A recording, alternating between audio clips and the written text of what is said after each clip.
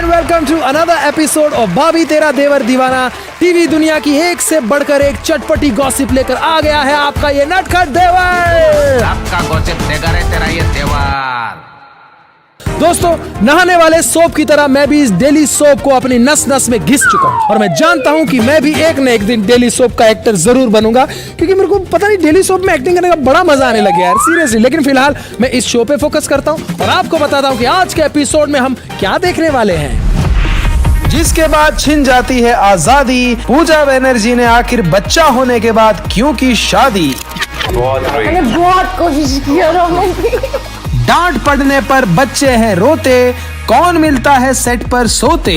आनंद बहुत सोता है, सेट पे मैं सोता नहीं हूँ, मेरी रिपोर्ट बहुत अच्छी है। सब्जी लेने पर मुफ्त मिलता है धनिया, आज के शो में मिलेगी वागले की दुनिया।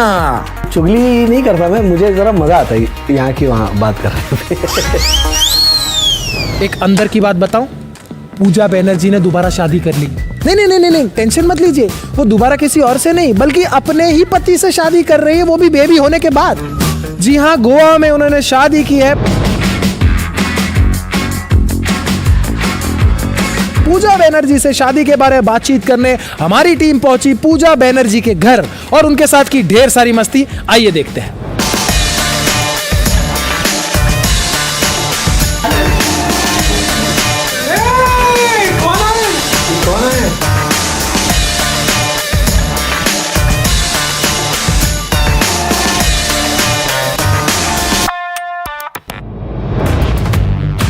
इतने क्यूट कपल ने आखिर बच्चा होने के बाद दोबारा शादी क्यों की, आइए इन्हीं से जान लेते हैं। यार शादी, अब देखो वो तो पेंडिंग ही थी ना शादी तो, क्योंकि मुझे ऐसा था ऑनेस्टली, जब हमने लीगली कोर्ट मैरिज जो किया था वो तो करना ही था, वो करना पड़ता है। जैसे death certificate, birth certificate, marriage certificate चाहिए होता है। बट इसका मतलब ये नहीं कि यार बेबी हो गया तो अब मेरे जो ख्वाहिशें थी और विश थी हमारा, ये मेमोरी कैसे बनता है यार। मतलब अभी ये जो शादी का एटलीस्ट एल्बम रहा या जो हम वीडियोस है देखेंगे कभी कभी, ये मेमोरी चेरिश करेंगे तो अच्छा लगेगा ना, वरना ये सिर्फ कोर्ट मैरिज की फोटो लेके क्या कर लेते। ऑफ कोर्स शादी तो करनी थी यार, क्योंकि हमने कार्ड्स वार्ड्स भी छापे थे। पर कार्ड्स में अभी इससे बोली कि कार्ड्स निकालो, कहाँ है 200-300 कार्ड्स थे, तो उसमें हम डेट वेन्यू चेंज कर देंगे और दे देंगे। तो ये बोल रहा है मैंने तो रद्दी वाले को भेज दिया। क्या करता मुझे पता भी नहीं है। मारवाड़ी लोग यही तो करते हैं। कोई भी पैसा वेस्ट नहीं होना चाहिए, सारा पैसा जो अपना है वो अपने पास। वो तो हमारे वैसे भी फ्री के थे, बट मैंने नहीं, इसके भी पैसे आने चाहिए, तो मुझे इसके भी कुछ मिले होंगे 75 रुपए। चलिए, शादी के बारे में तो जान लिया, लेकिन इस लवी डवी कपल में से किसने किसको पहले प्रपोज किया? किसी ने किसी को प्रपोज नहीं, झूठ मत बोलो, तुमने मुझे बोला था। अरे ये हमेशा मुझे यही बोलते रहती है, मैंने बोला था, लेकिन मैं सच में बोल रहा हूँ, मुझे मुझे यही बोला था कि मुझे कुछ कहना है, मुझे कुछ कहना है। तो मैंने बोला हाँ बोलो ना, बोलो ना। तो वो बोल नहीं रहा था, बहुत बोलने के पूछने के बाद, और मेरा मन कर रहा था सुनने के। तो लास्ट में जाके आई थिंक घर जाने के बाद फोन पे ही सेड कि I think I started liking you, बस इतना ही। फोन पे मैंने बोल दिया, बस फोन को बोला मैंने, उससे ज्यादा कुछ। और फोन ने पूजा को बोल दिया। पूजा और कुणाल ने हमें ये भी बताया कि इनकी पहली रोमांटिक मुलाकात कैसे हुई थी। पहली मुलाकात इनसे बालाजी के सेट पर हुई थी, जहाँ पर ये ऑलरेडी जो शो में मुझे लेने वाले थे उसमें ऑलरेडी वहाँ के वो शो की हीरोइन थी, और मैं वहाँ पे अपनी मॉक शूट के लिए आया था। और उसने कुछ कुर्ता पहना था, तुमने ये ब्लैक शर्ट ही, ये शर्ट नहीं बट ब्लैक शर्ट ही पहना था। तो बस मैंने ये गोरी बिल्ली को ग्रीन सलवार सूट में देखा, वही मेरा पहली बार जब मैंने इनको देखा था। भाई, लड़का था राजस्थानी और लड़की थी बंगाली, तो शादी किस रिवाज में हुई ये भी बता दीजिए। देखो, बारात लेके जब लड़का आता है ना तो लड़की के घर पे आता है, और शादी करके जाने के बाद लड़की लड़के के घर में आती है। तो जब लड़का लड़की के घर में आता है तो लड़की वालों की तरफ से जो होता है वही होता है। तो it was a Bengali wedding, but obviously उसके बाद जो मैं इसके घर पे गई, फिर इनके जो रीति रिवाज होते हैं वो हमने किया।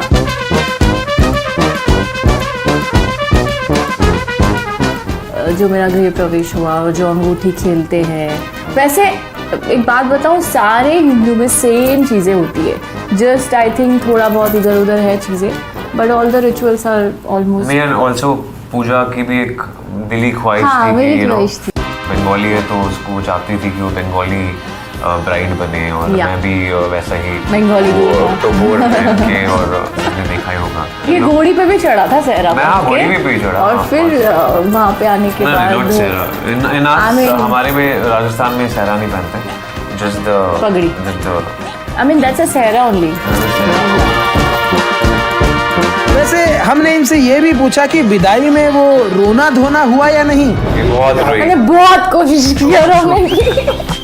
नहीं, यू वर क्राइंग ना, फिर सब आ गए तुमको। वो तो मैं फेरों के वक्त रो रही थी, मैं इमोशनल हो। नहीं, ये रो रही थी इसलिए बारिश आ रही थी, तो नहीं बारिश आ जाएगी अब मेरा नहीं, मैं फेरे शादी के बाद रो रही थी मैं। बट मैंने विदाई में बहुत हंसी हूँ मैं, क्योंकि मुझे जो करना था ना वो चावल, तो मुझे एक्चुअली कोई नहीं था उस वक्त, तो मम्मी ने बोला ये रस्म तो करनी पड़ेगी तो यहीं कर ले होटल में। तो मैंने, मम्मी ने बोला था चावल पीछे कुछ बोलना था और फिर पीछे उनके आंचल में चावल, तो मैंने तो चावल फेंक दिया और इतना सारा लेके ऐसा फेंका, वो पूरी नहा गई चावल में। तो बोलती इतना थोड़ी है क्या, खुन्नस थोड़ी निकाल रही है तू।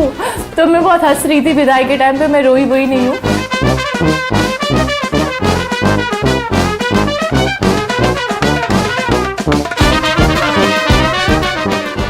अब बच्चा भी शादी में मौजूद था, तो क्या माँ बाप की शादी में बच्चे ने भी इतना ही एंजॉय किया? मैं उसके सामने ना वो रो दिया। लिपस्टिक भी नहीं लगाती हूँ, उसको पसंद ही नहीं मेकअप, और मैं इतनी एकदम सजी हुई थी तो वो उसको अच्छा नहीं लग रहा था, रो रहा था, वो मेरी नथ खींच रहा है, वो मेरा मांग टीका हटा रहा है, तो मैं अपने पास उसको ले नहीं पा रही थी। ये मैं हूँ, ये मेरा बेटा है सोना, और ये मेरी शादी हो रही है। उसको तो समझ में भी नहीं आ रहा था क्या है। हाँ, बट हाँ, मैं ही बोल रहा था लोगों की वो बड़ा होगा जब, हाँ, तब वो बोलेगा हाँ, कि मुझे इसका रिएक्शन देखना है जब बड़े होने उसके के बाद। दोस्त वोस्त को बोलेंगे ना कि अबे क्या बे ज़्यादा शाना समझता है, बाप की शादी में है, तो वो बोलेगा बेटा मैं बाप की शादी में गया हूँ और मैं प्रेजेंट था फिजिकली, अब बोल क्या बोलता है।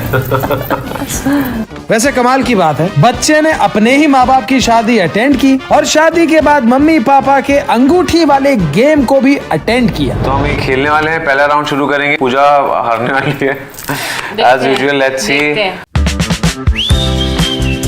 एक मिनट, मैंने ऐसा थोड़ी है, नहीं, मैंने क्यों स्टार्ट बोला क्या? जीरो स्टार्ट नहीं, मैंने डाला ही नहीं था, मैं मुझे बातों नहीं बातों पता, में लग मुझे गया। नहीं पता। ऐसे नहीं, चलो 1 पॉइंट। नहीं 1 पॉइंट नहीं, चलो अच्छा, एक तुम मिनट, थोड़ी एक डाल मिनट। सकते हो।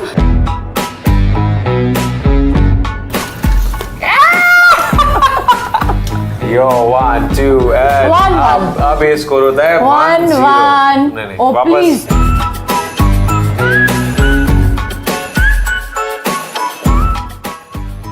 कैसे कर रही है? चलिए यहाँ तो पूजा ने बाजी मार ली, लेकिन हमने इनके साथ एक और मजेदार गेम खेला। ओके, हाँ, ये आटा है, ये आटा है। थोड़ा सा लो ही, गोल करो उसको हाथ में ऐसे। हाँ मुझे सिखाओगी? हाँ, मैंने तुम्हें सिखाया। Oh please.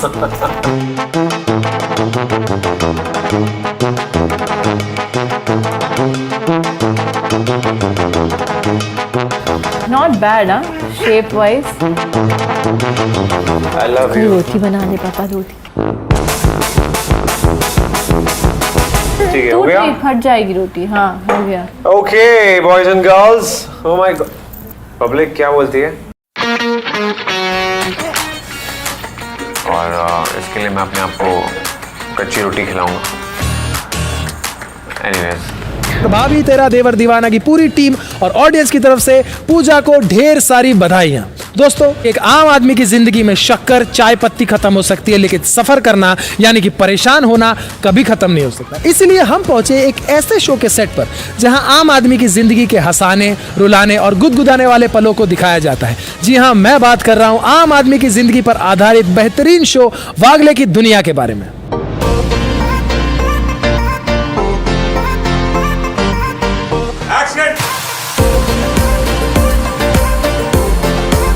मुझे अभी भी विश्वास है कि हरिश्चंद्र खरे मुझे धोखा नहीं देता। पुराने वागले की दुनिया और नए वागले की दुनिया में क्या फर्क है, आइए इन्हीं से जान लेते हैं। 32 सालों में जितना बदल गया है उतना वागले के सर्कमस्टांसेस भी बदल गए हैं भाई। वागले जो आपकी ज़िंदगी का चित्र है वही उतारता है, जो पहले था वो अलग था, अब कुछ और है। नई पीढ़ी, नए लोग। फर्क तो बहुत है। 35 साल हो गए उस वागले को, दुनिया को। सारी दुनिया इधर की उधर हो गई है, बहुत कुछ चेंज हो गया है। पर वो चेंज हमने यहाँ पे भी जब हमने चेंज लिया तो वो चेंज भी ऐसा लिया कि मर्ज हो गया। वो जो अभी आजकल रोज़मर्रा की ज़िंदगी में जो बदले हैं, बच्चों की सोच बदली है, बच्चों का पेरेंट्स के साथ बोलना बदल गया है, डिस्कस करते हैं। ये सब तो पुराने ज़माने में हुआ नहीं करता था। तो वो वैसे चेंजेस हमने लाए जो अच्छे चेंजेस हैं, और वो लाने ज़रूरी भी थे, नहीं तो वो 1950 का वागले की दुनिया लगता। तो जो हुआ है चेंजेस वो बहुत अच्छे हुए हैं। एक मिडिल क्लास परिवार अपने बजट से जुड़ी समस्याओं को कैसे सुलझाता है, आइए इन्हीं से जान लेते हैं। ये तो मुझे लगता है हर मिडिल क्लास फैमिली वाले मानेंगे कि बजटिंग तो हर चीज़ में होती ही होती है। आप चॉकलेट भी प्राइस देख के ऑर्डर करते हैं, तो गुलदस्ते और गुलाब का इशू तो चलता रहता है। नहीं, ऐसा है कि जब प्यार होता है ना, तब क्वांटिटी नहीं देखी जाती, वो भावना देखी जाती है। तो मेरे ख्याल से प्यार जो होता है ना, वो आप मटेरियलिस्टिक चीज़ों के साथ कंपेयर नहीं कर सकते, और कंपेयर होना भी नहीं चाहिए। जहाँ तक राज और मेरा रिश्ता है, एक टिपिकल मिडिल क्लास का कपल है जो कि एक दूसरे से बहुत प्यार करते हैं, लेकिन हाँ, नोकझोंक भी होती है छोटी छोटी चीज़ों को लेके, पर वो नोकझोंक से हमेशा उभर के आते हैं। उनका प्यार हमेशा जीतता है। हमने इनसे ये भी जाना कि घर में बजट का हिसाब कौन रखता है। अभी एक एपिसोड हमने इनफैक्ट बजट पे किया था, जिसमें राज प्रूव करने जाते हैं कि मैं बजटिंग बेटर कर सकता हूँ और तुम ज़्यादा फिजूल खर्ची कर रही हो। और उसमें एंड में, by the end of episode, हमने ये दिखाया कि वरना जो छोटी छोटी फिजूल खर्चियाँ कर रही थी वो एक्चुअली फैमिली के लिए ही थी। कुछ कुछ चीज़ें ऐसी होती हैं जिनको आप क्वेश्चन नहीं करते कि भैया ये खर्चा क्यों किया, वो पैसे कहाँ गए। आप अपनी बीवी को ये नहीं पूछ सकते, क्योंकि उसे होम मिनिस्टर का जो खिताब मिला है वो ऐसे ही नहीं मिला है, क्योंकि घर चलाना मेरे ख्याल से एक थैंकलेस जॉब है और ये 24/7 जॉब है। तो सिर्फ हम पैसे कमाते हैं बाहर, इसका मतलब हम बड़ा तीर मारते हैं, ये बात अगर मर्द सोचता है तो वो बहुत गलत है। घर में जो गृहिणी होती है वो सबसे ज़्यादा एफिशिएंट होती है। चलिए, बजट के बारे में तो इन्होंने हमें बता दिया, आइए जान लेते हैं कि आगे वागले की दुनिया में क्या होने वाला है। मतलब टेंशन का माहौल है। हमारी कोई चीज़ भी जब खो जाती है तो भी हम विचलित हो जाते हैं हम। तो यहाँ पर तो बेटा जो है वो किडनैप हो गया है। जब ये ट्रैक शूट हो रहा था और हम उसको देख नहीं पा रहे थे, तो वैसे ही हम बहुत अपसेट थे। और प्लस एज अ मदर, आप जब अपना बेटा मिसिंग हो और आपको उसके बारे में कुछ नहीं पता, कोई इन्फॉर्मेशन नहीं है, तो आई थिंक उससे बड़ा टेंशन किसी की लाइफ में कुछ हो ही नहीं सकता है।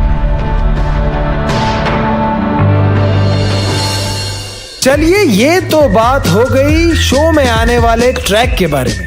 अब इनसे जान लेते हैं कि इनके सेट पे सबसे ज्यादा चुगलखोर कौन है। सुमित जो हर्षद बनते हैं, अमित, और दीपक जो जोशीपुरा का किरदार करते हैं, उनको हम त्रिदेव करके बुलाते हैं, 3 मस्केटियर्स भी बोलते हैं। तो तीनों कॉन्स्टेंटली चालू रहते हैं और सबको तंग करते रहते हैं। शायद मेरा ही नाम लेंगे सब लोग, क्योंकि मुझे पता है कि इससे आपने ये सवाल जिससे भी पूछा होगा उसने सुमित राघवन का ही नाम लिया होगा। लेकिन चुगली नहीं करता मैं, मुझे ज़रा मज़ा आता है यहाँ की वहाँ बात करने में। चुगली के बाद हमने इनसे जाना कि सेट पे सबसे ज्यादा सोता कौन है। यार अलाउड ही नहीं वैसे।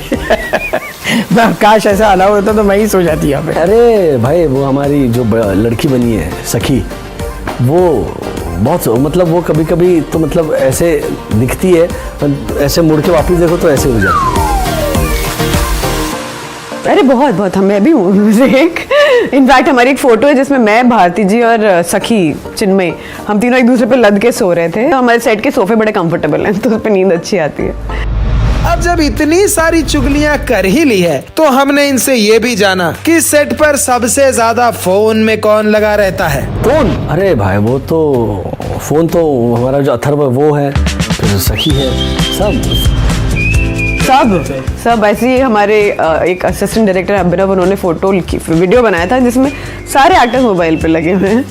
हमारी मस्ती यहाँ नहीं रुकी, हमने अपने सितारों को इमोजी दिखाकर हिंदी मुहावरे भी पहचानने को कहा। अकल बड़ी की भैंस। दिमाग है और भैंस है। अकल बड़ी की भैंस। दिमाग तराजू भैंस। नहीं आता। ये तुरंत नहीं बताना मुश्किल है। गधे को भी बाप बनाना पड़ता है।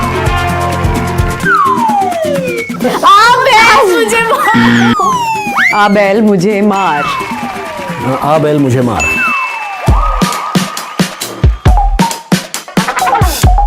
या घर की मुर्गी दाल बराबर। घर की मुर्गी दाल बराबर। गिरगिट और अलग अलग रंग हैं, तो गिरगिट के अलग अलग रंग। बदलती चुपके लगे कई रंग। हम मुहावरा पता नहीं, लेकिन गिरगिट जैसे रंग बदलता है। बस कर यार। इतनी मस्ती मजाक के बाद सितारों ने हमें दिया एक इम्पोर्टेंट मैसेज। देखिए, ओमिक्रॉन करके एक कोविड का नया वर्जन आ गया है दुनिया में, और हम देख रहे हैं कि कोविड जाने का नाम ही नहीं ले रहा है। आई कैन ओनली रिक्वेस्ट कि भैया प्लीज अपना देखभाल कीजिए, मास्क जरूर पहनिए और घर से बाहर नहीं निकलना, ओनली इम्पोर्टेंट काम के लिए बाहर निकलना। और सही जानकारी लीजिए, लेकिन मास्क पहनिए और हाथ धोइए। Please be careful. दोस्तों, वायरस का काम तो है आपको तंग करना, लेकिन अपनी सुरक्षा आपके खुद के हाथ में है। लेकिन वापस आते हैं मस्ती पर, और हमारी मस्ती यहाँ नहीं रुकी।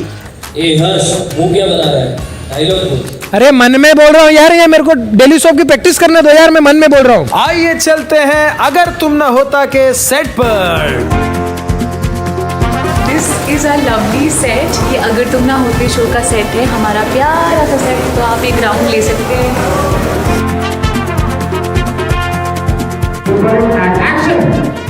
आइए जानते हैं कि इस नए नए शो की नई नई स्टार कास्ट को कैसा लग रहा है ये शो करके। यार मुझे बहुत अच्छा लग रहा है, क्योंकि क्या है ना कि जब भी कोई शो लॉन्च होता है तो हम जो भी दर्शक लोग हैं, ऑडियंस जो होती है, उन्हें बहुत एक्साइटमेंट होता है शो को लेकर के। You know the best part is कि यहाँ पे सब कुछ ना एक टीम वर्क के हिसाब से होता है, and it's like a family. So I really really really like you know being here. ऐसा लगता ही नहीं है कि हम शूट कर रहे हैं या हम काम कर रहे हैं। सब इतने अच्छे से घुल मिल गए हैं, इतना अच्छा बॉन्ड है, तो बहुत मज़ा आता है बेसिकली शूट करके। हमने इनसे ये भी जाना कि सेट पर रेडी होने में सबसे ज्यादा टाइम कौन लेता है। देखिए, इसमें मैं सारी लेडीज़ को श्रेय दूंगा, उनका बहुत बड़ा योगदान है रेडी होने में। मेरे को 4 मिनट लगते हैं, मुझे पता है। लेकिन मुझे ऐसा लग रहा है कि अगर मैं दुल्हन बनी तो शायद मैं टाइम लगाऊं, क्योंकि फिर मैं ना, और फिर जब मैं हल्का लेट होंगी ना तैयार होने में, उसके बाद मैंने डायलॉग भी सोच के रखा मैं क्या बोलूँगी। मैं बोलूँगी उनको कहो इंतज़ार करने के लिए, ये दुल्हन वक्त लगाएगी। चलिए अब इनसे थोड़ी चुगली की जाए। सेट पे सबसे ज्यादा सोता कौन है? आनंद बहुत सोता है, उसका काम है सोना। और आई थिंक कभी कभार नियति भी सो जाती है, वो भी थक जाती है।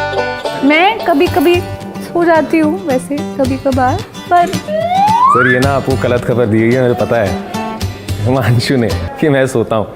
सेट पे मैं सोता नहीं हूँ, मेरी रिपोर्ट बहुत अच्छी है। चलिए अब ये भी बता दीजिए कि सेट पर सबसे ज्यादा नखरे किसके हैं?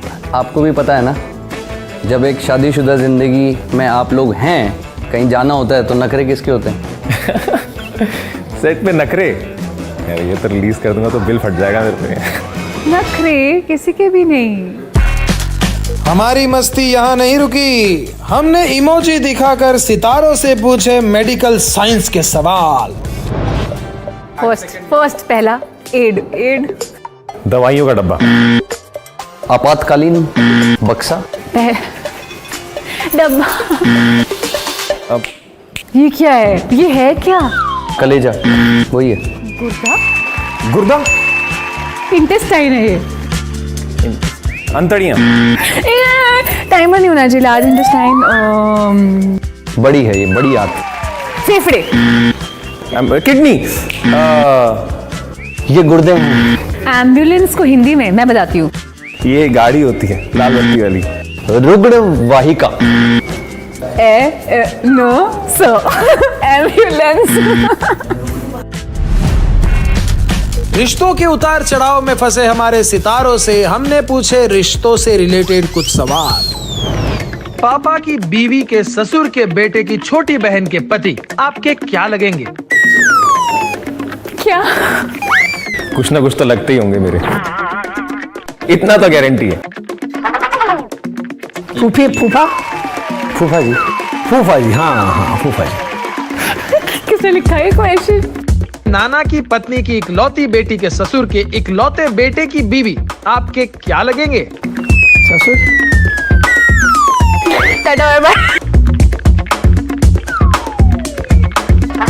बड़ा मुश्किल सवाल है, ये मैं अपनी पत्नी से पूछूंगा। मेरे भी नाना नहीं है। दादा। ये तो डिफिकल्ट क्वेश्चन है यार, इसके लिए तो अलग प्रिपरेशन चाहिए। दादाजी। नानी की बहू की बेटी की बुआ के पति के पिता की बेटी आपकी क्या लगेगी? चाची। माँ। इकलौते बेटे की भी मम्मी मम्मी मम्मी। मेरी माँ। मेरी माँ।